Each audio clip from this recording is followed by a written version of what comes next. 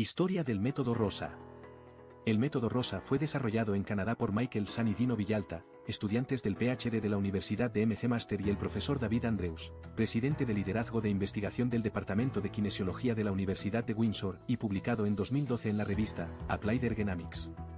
Los autores describieron las características de un puesto de trabajo en oficina de diseño óptimo, así como las posturas ideales que debería adoptar el trabajador, para minimizar el riesgo ergonómico recogidas en la guía CSAZ 412 elaborada por el Centro Canadiense de Salud y Seguridad Laboral, basada en la norma ISO 9241.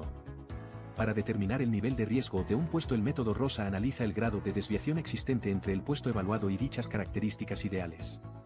Objetivo del método. Es una herramienta de evaluación de postura que pretende identificar las áreas y los niveles de intervención prioritaria en el trabajo de oficina con el fin de reducir la exposición a factores de riesgos en los colaboradores. Fortalezas del método.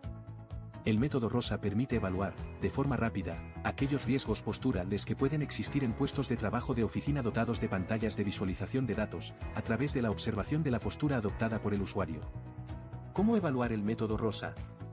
Para evaluar el método Rosa, se tienen en cuenta los elementos de trabajo como la silla, y los periféricos que son pantalla, teclado y mouse. Se divide el análisis en dos partes, la primera correspondiente a la silla, verificando la altura, profundidad del asiento, regulación del espaldar, reposabrazos y el tiempo de uso diario. La segunda parte evalúa los periféricos considerando distancia, altura, ubicación y brillo, y se asignan puntuación a las condiciones. Primero, altura del asiento. Se verifica el ángulo que se forma entre la cadera, la rodilla y las piernas. Si el ángulo es de 90 grados se asigna un punto, si es menor o mayor se asignan 2 puntos, en caso de que los pies no tengan contacto con el suelo se asignarán 3 puntos. Se agregará un punto adicional por no tener espacio suficiente para las piernas bajo la mesa y en caso de que la altura de la silla no sea regulable. Segundo, profundidad del asiento. Si el espacio entre la silla y la parte trasera de la rodilla es de 8 centímetros se dará un punto, si es mayor o menor se darán 2 puntos. Se dará un punto adicional si la profundidad del asiento no es regulable. Tercero, reposabrazos. Si el reposabrazos es muy alto o muy bajo causando que los hombros estén encogidos o los codos no estén apoyados se darán 2 puntos, en caso contrario se dará 1.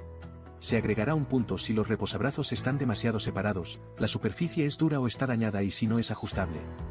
Cuarto, respaldo. Daremos un punto si el respaldo se regula a un ángulo entre 95 grados y 110 grados con respecto al apoyo lumbar, daremos 2 puntos si no tiene apoyo lumbar o si no permite reclinar, se aumentará un punto cuando la superficie de trabajo sea demasiado alta y que el respaldo no sea ajustable.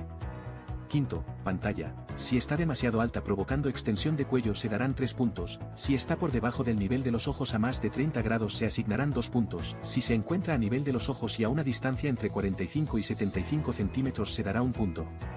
Se aumentará un punto si la pantalla está desviada lateralmente, se encuentra a más de 75 centímetros, si presenta brillos y reflejos o si es necesario manejar documentos y no existe un atril o soporte para ellos. Sexto, teléfono. Si utilizamos auriculares o el teléfono con una mano y el cuello está en posición neutral se asigna un punto, si el teléfono está a más de 30 centímetros 2 puntos, incrementará 2 puntos si el teléfono se sujeta entre el cuello y hombro y un punto si el teléfono no tiene función de manos libres.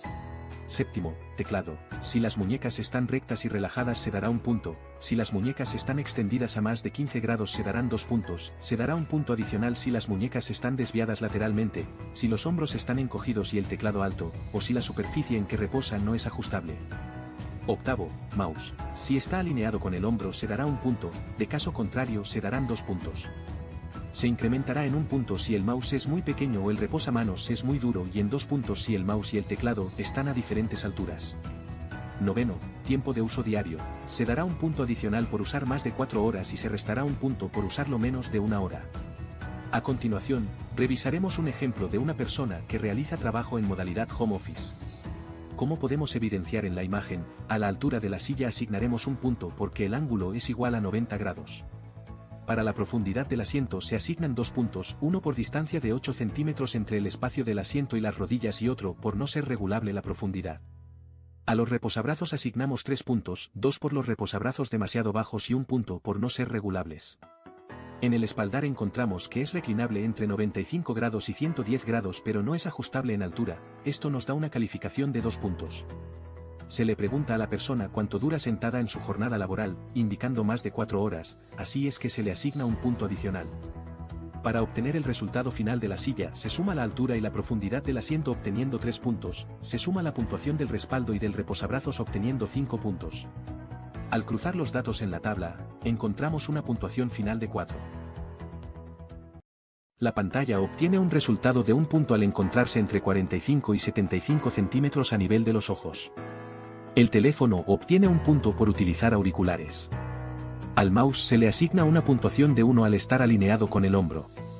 El teclado tiene una puntuación de 2 por tener los hombros relajados y las muñecas rectas pero desviadas lateralmente. En la tabla B, se realiza el cruce de puntuación entre la pantalla y el teléfono dando como resultado 1. En la tabla C, se realiza el cruce de la puntuación del mouse y el teclado dando como resultado 2. En la tabla D, se realiza el cruce entre la tabla B y C dando como resultado 2 puntos. Se considera un punto adicional debido a que las labores diarias se realizan en más de 4 horas para obtener un resultado de 3 en los periféricos y de 5 en la evaluación de la silla. Como resultado final tenemos una tabla E con la puntuación 5 en una escala del 1 al 10. Esta puntuación corresponde a un nivel de riesgo 2, lo que indica que existe riesgo ergonómico elevado y que es necesario actuar para disminuirlo. Limitaciones del método. La aplicación del método Rosa no tiene grandes limitaciones, ya que este es un método que cuenta con un análisis completo en cuanto a los puestos de trabajo de oficina. Sin embargo, si se requiere identificar otro tipo de factores que puedan influir en el trabajador, se recomienda complementar con otro tipo de estudios la evaluación ergonómica, lo que permitirá conseguir una evaluación integral para los trabajadores de una empresa.